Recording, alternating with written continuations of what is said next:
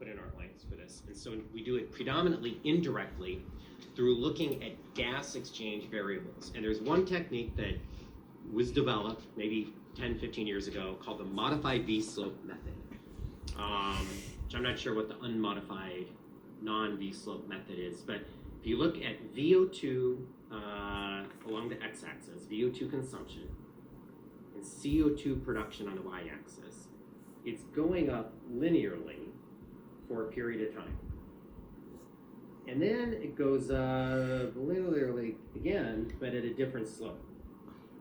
And so this transition point, if you dropped a perpendicular down, would be where the anaerobic threshold is. So anaerobic threshold occurred at a VO2 of approximately 2.1 liters per minute in this particular example. Now, when you look at this in a real test, the dots are never in straight lines like this. They're kind of, spread around down here and spread around up here. So what's recommended is that you take the extremes. You go to the top and you take some sort of ruler on the graph and you draw a line approximating where you think, the line of best fit is all the way down, and do the same thing at the lower part all the way up, and where they intersect, you then drop a perpendicular, and that is your V-slope modified method way of identifying anaerobic threshold.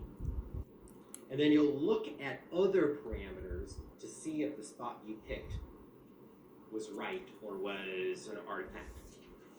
So here's a few other parameters that we haven't talked about, but we will now, and that you look at. So VeVO2.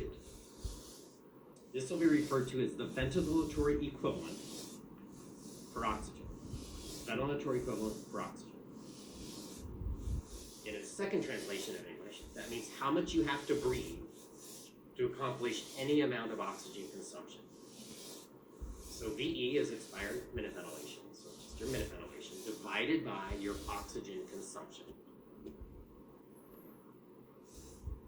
At anaerobic threshold,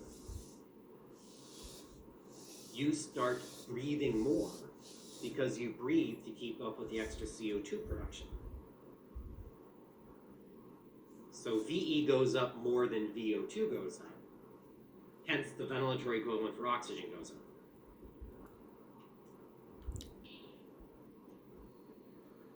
Your end-tidal O2.